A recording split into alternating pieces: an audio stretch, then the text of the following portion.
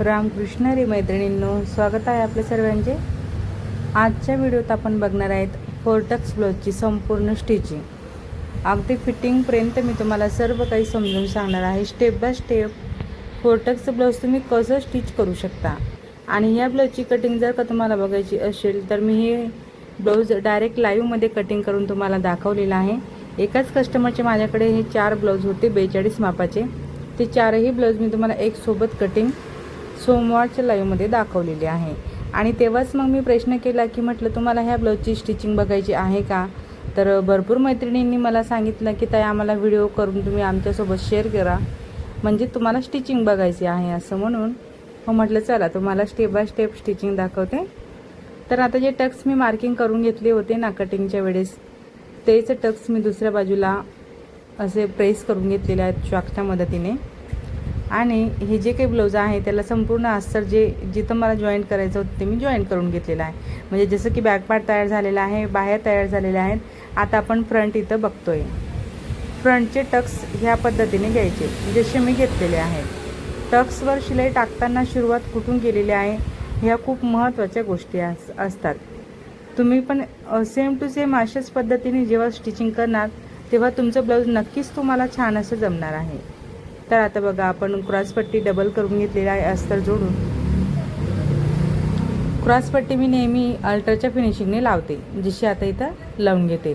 Role केला, बाकी व्यवस्थित कापड आतमध्ये टाकत हा जो अस्तरचा कापड आहे तो बरोबर लावायचा आणि आकारवाली बाजू आपल्याला बघायची असते। जो क्रॉसपट्टीचा आकार आहे ना तो मॅच करायचा असतो आधी, कारण तो आपला महत्त्वाचा पार्ट आहे, तो खालीवर नको व्हायला। तुम्हाला मी हे ब्लाउज संपूर्ण फिटिंगपर्यंत फिनिशिंग दाखवेल की तुम्ही बघणार माझे क्रॉसपट्टीचे जे जॉईंट आहे ते देखील समोरासमोर, टक्स जो आहे तो देखील समोरासमोर, असं तुमचं देखील यायला हवं। ठीक आहे, तर सेम पद्धतीने मी दोन्ही जे पार्ट आहे ते असे स्टिच करून घेतले। क्रॉसपट्टी अल्टरच्या फिनिशिंगने एकदम छान अशी लावली गेली।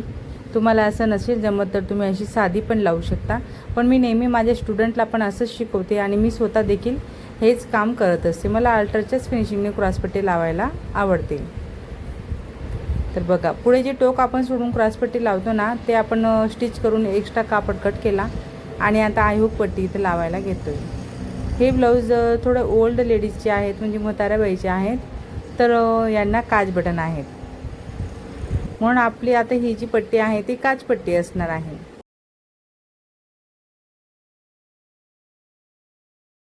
असं थोडा अर्धा इंच कापड फोल्ड करत आपण पूर्णपणे पट्टी आतमध्ये फोल्ड केली। ह्याच पट्टीवर आपण हुक देखील लावू शकतो जेव्हा आय हुकचं ब्लाऊज असतं आपलं, पण हे काज बटनवाला आहे म्हणून ही काजू पट्टी आहे आपली। आता आपल्याला बटन पट्टी लावायची आहे। जेव्हा आपलं आय हुकचं ब्लाऊज असतं तेव्हा हे बटन पट्टी म्हणजेच आय पट्टी असते आणि काज बटनच्या वेळेस बटन पट्टी असते। मग उलट बाजूने आपण हे लावून घेतोय। खालच्या बाजूने फिनिशिंग असल्यामुळे मी कापड फोल्ड केला। आता बघा शिदेवर आपल्याला ही जी पट्टी आहे ती वाढीव असणार आहे, अशी वाढवून घ्यायची आहे, म्हणून ही पट्टी रुंदीला 2.5 ते 3 इंच घ्यायची असते। आता आपल्याला छानपैकी टिप टाकून आपण ही पट्टी सेट करून घेतली। बटन असल्यामुळे आपण डायरेक्ट टिप टाकून घेतली। आता आपला गळ्याचा जो पार्ट आहे तो आपण परत चेक करणार। बघा ब्लाऊज शिवत असताना खूप काही गोष्टी असतात ज्या तुम्हाला बघणं गरजेचं आहे, तेव्हाच तुम्हाला ब्लाऊज चांगल्या प्रकारे शिवता येणार आहे। ब्लाऊज कटिंग तर जमते, पण तुम्हाला स्टिचिंगमध्ये तो फिनिशिंगच येत नाही आहे। फिनिशिंगचा मेन प्रॉब्लेम असा इथंच असतो, तुम्ही जेव्हा शिवतात ना ब्लाऊज तेव्हा तुम्ही बऱ्याचशा अशा ज्या गोष्टी आहेत त्या तुम्ही बघत नाही, म्हणून तुम्हाला फिनिशिंग येत नाही। काज बटन पट्टी लहान मोठी होते, गळ्याला पट्टी लावता येत नाही। आता गोल आकारचा गळा होता तर मी सरळच पट्टी लावून घेतली, पण बघितलं असेल तुम्ही की मी गळ्यावर 2 प्लेट घेतलेल्या आहेत। छोट्या छोट्या 2 ते 3 प्लेट आपल्याला गोल आकारावरती घ्यायच्या असतात, तेव्हा आपली ही गळ्याची पट्टी फिनिशिंगमध्ये गोल आकारात लावली जाते। बघा आता मी राऊंड शेपवर कट लावत दाबटीप टाकत पूर्णपणे पट्टी आतमध्ये फोल्ड करते। तुम्ही बघू शकता, हवं तर तुम्ही ह्या पट्टीवर पूर्ण ब्लाऊज तयार झाल्यानंतर इथं तुम्ही हात शिलाई देखील करू शकता।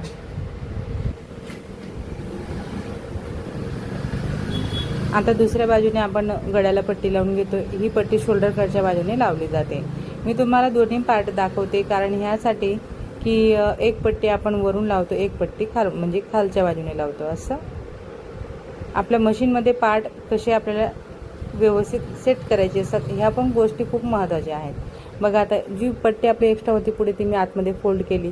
दाबटीप टाकल्यानंतर पूर्णपणे पट्टी आपल्याला आतमध्ये अशी टाकायची आहे व्यवस्थित। जिथं आपण गोल गड्यावर प्लेट घेतल्या ना, त्या प्लेटांच्या मदतीने आपली गड्याची पट्टी छान अशी पसरून जाते आतमध्ये, आणि म्हणूनच मग आपल्या गड्याला गोल आकार इथं आपल्याला देता येत असतो। बघू शकता किती सुंदर असं आपलं फ्रंट इथं तयार झालेलं आहे। आणि बॅक तर मी रेडीच केलेला आहे। बॅकचा जो नेक होता तो मी अल्टरच्या फिनिशिंगने तयार केला होता। बॅक पार्ट तसंच खाली कमरपट्टी आपली अल्टरची होत असते बॅक पार्टला। आता इथं बघा आपण उंची मॅच केली, बरोबरच आली, फक्त शोल्डर उतार मी इथं दिलेला आहे। शोल्डर उतार दिल्यानंतर आपण शोल्डर जॉईन करून घेणार। दोन्ही शोल्डर असे बघायचे आहेत। मी तुम्हाला खूप वेगवेगळ्या पद्धती दाखवत असेल, तुम्ही असं चेक करू शकता, एक एक पण चेक करू शकता किंवा एकावर एक घडी घालून पण चेक करू शकता। हे सर्व काही आता चेकिंगचे पार्ट असणार आहेत। इथून पुढे चेकिंग पॉईंट तुम्ही लक्षात घ्या। उंची चेक केली, शोल्डरला उतार दिला, शोल्डर जोडून घेतले। आता आपण चारही पार्टची घडी घातली। आता हे शोल्डरला आपण इथं लेवल करतोय सारखेपणा येण्यासाठी। त्यानंतर हे चारही पार्ट बघायचे आहेत आणि कमी जास्तपणा आहे का आलेला, नॉर्मल दिसतोय तेवढा आपल्याला कट करायचा आहे। आता परत वर यायचं आहे। स्लीव जोडून घेण्याच्या आधी आपल्याला आर्महोलमध्ये हे चेक करणं गरजेचं आहे। चारही पार्ट सारखे करायचे 2 इंचापर्यंत आणि पुढे कंटिन्यू आकार द्यायचा आहे। आता परत शोल्डरला शोल्डर आपण मॅच केलेला आहे आणि फ्रंटचा जो आहे ना, तो फ्रंट मुंड्याचा मी नॉर्मल असा इथं आकार देऊन घेते। बघू शकता अशा पद्धतीने। आता हे सर्व काही आपलं ब्लाऊजचं जे बॉडी पार्ट आहे ते तयार आहे स्लीव लावून घेण्यासाठी। ओके, अशा गोष्टी तुम्हाला देखील बघणं गरजेचं आहे। तुम्ही जेव्हा ह्या सर्व गोष्टी नोटीस करणार तेव्हाच तुमच्या ब्लाऊजला प्रॉपर अशी फिनिशिंग मिळणार आहे। शोल्डर चेक करायचे असतात, बाह्या चेक करायचे असतात। आता बघा बाही आपली बरोबर आहे ना। आता जो खोलवाला आकार आहे म्हणजे फ्रंट मुंड्याचा, तो फ्रंटला यायला हवा आणि सेंटरपासून मी बाही ठेवून बघितली, माझी बाही मला बरोबर पुरून जाते। खूपच मैत्रिणींना बाही पुरतच नाही, ज्या नवीन बिगिनर्स आहेत त्यांना बाही पुरत नसते। मग तुम्ही बाहीची घडी थोडी जास्तीची कटिंग करत जा।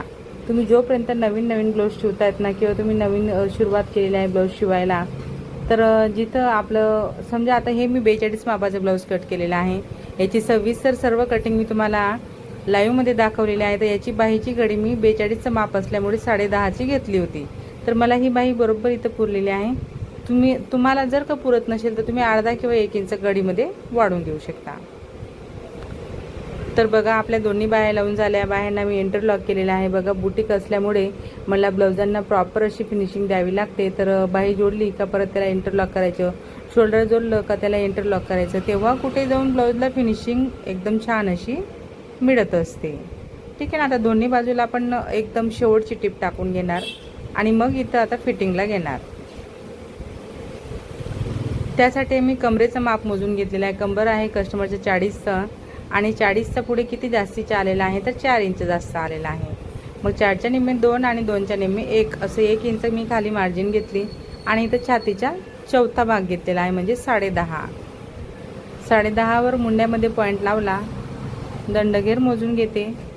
दंडघेर आहे कस्टमरच्या 7चा, तर 7ला पॉईंट लावला आणि आता आपण अशा पद्धतीने फिटिंग करून घेणार। तर आपल्याला हे तिन्ही पॉईंट एकत्र आणायचे असतात आणि मग त्या शेजारी आपण पाव इंचावर इथं मार्जिनचे टिप टाकून घेणार। कस्टमरला कमी जास्त लागलं तर मग आपल्याला 2 ते 3 टिप अजून एक्स्ट्राच्या टाकून घ्यायचे असतात। तुम्ही बघणार आता ह्या ब्लाऊजमध्ये छाती आणि कमरेत फक्त 2 इंचाचा फरक होता, त्याप्रमाणे मी तुम्हाला कटिंग आणि तुमच्या आग्रह असतो मी तुम्हाला संपूर्ण स्टिचिंग इथं दाखवते। बघा वाढीव पट्टीकडच्या बाजूने वाढीव पट्टी सोडायची असते आणि मग छातीच्या चौथा इथं ताणून व्यवस्थित मोजायचा असतो मुंड्यामध्ये। टेप मी कसा लावते, कुठून कसे पॉईंट देता, ह्या सर्व गोष्टी खूप महत्त्वाच्या आहेत। ह्या तुम्ही नीट लक्षपूर्वक बघणार, नोटीस करणार तर नक्कीच तुमच्या ब्लाऊजांमध्ये सुधारणा तुम्ही करू शकणार। तर फायनल लुक तुम्हाला ब्लाऊजचा इथं बघायला मिळणारच आहे। तर मग मैत्रिणींनो, आजच्या ह्या व्हिडिओत मी तुमच्यासोबत संपूर्ण ब्लाऊजची स्टिचिंग शेअर केलेली आहे। एकदम फिटिंग देखील मी तुम्हाला इथं व्यवस्थित दाखवलेले आहे। असा हा व्हिडिओ तुम्ही माझा पूर्ण बघितला त्याबद्दल तुमचे सर्वांचे खूप खूप धन्यवाद। असेच माझे व्हिडिओ बघत चला व मला सपोर्ट करा। व्हिडिओ आवडला असेल, थोडा जरी फायदेशीर वाटला असेल तर मात्र व्हिडिओला नक्कीच लाईक करा, शेअर करा, कमेंट करा.